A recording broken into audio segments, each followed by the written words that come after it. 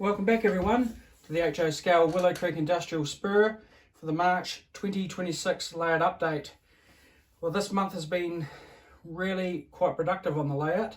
I managed to get a few things done, which has been really quite good. A couple of big projects almost completed, and my attention is going to turn to something a little bit different after this. But we'll start with the building in the foreground, in the background there. Sorry. This is the Walthers Lakeville warehouse kit that I've cut bash to fit in the area that I have here. You may remember from other videos, previous videos, how I was saying that I skin the brick bottom with 0.25 styrene just to give it a little bit of a different sort of look. I have got another building that is a similar construction that has got the brick on the bottom. I didn't really want the same. So that's why I did that. That's reasonably easy to do. You'll see on the interior there, I have got a loading dock in there, and that was just kit bash from various old kit parts. And also, you'll probably catch your eye that I have gone along and started pre-shading the whole building. Now, I do this on all my buildings. I think it provides a little bit more realism, and then, you know, all you got to do is go over it with the top colour, which in this case is going to be Tamiya dark yellow. If I think off the top of my head, I think that's the colour I've chosen. So that will look quite nice. I have painted the roof.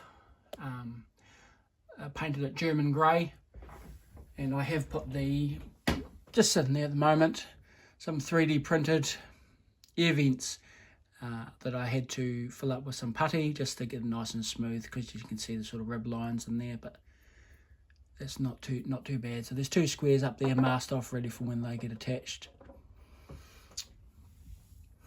So we have got all the bellows and all that bits and pieces are ready to sit on.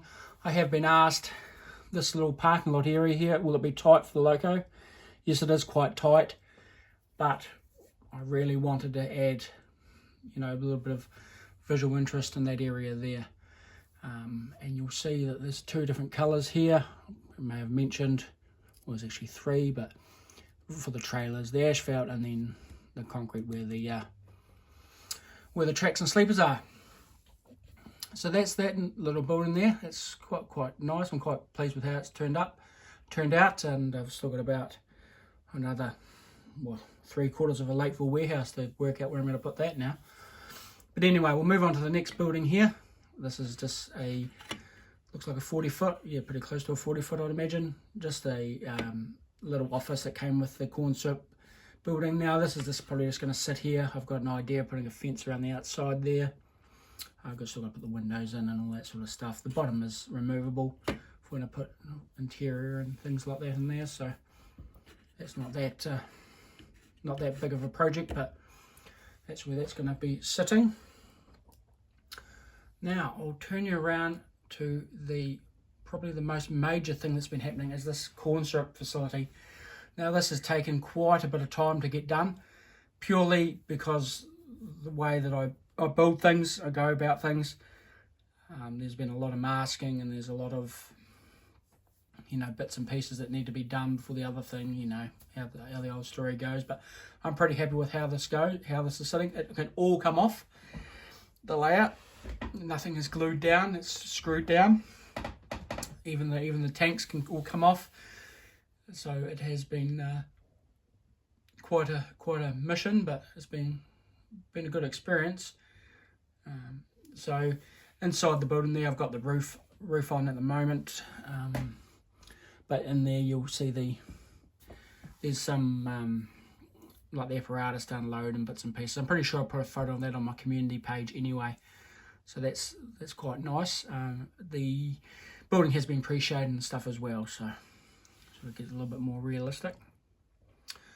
I have got a little project on the go here, which is just a little compressor. There's a little 3D printed compressor, and it's got the back bit for all the indicators and all that sort of stuff.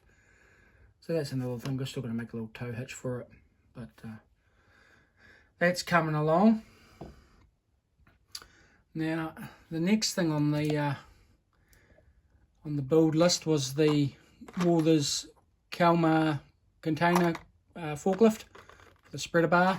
So that's pretty much in the stage for priming.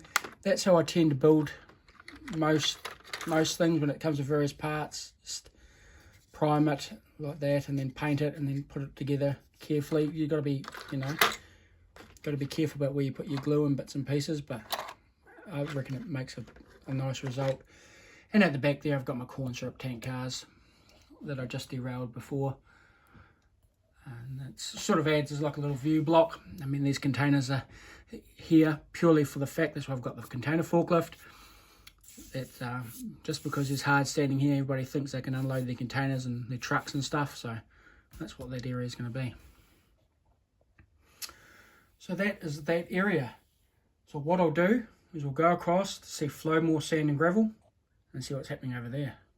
Righty ho, we're at Flowmore Sand and Gravel. Now we've got the pipes sitting in there, the wing wall, the sump, the portaloo, and that's where the compressor's going to sit in there. So that's a little area that I've really got to get into.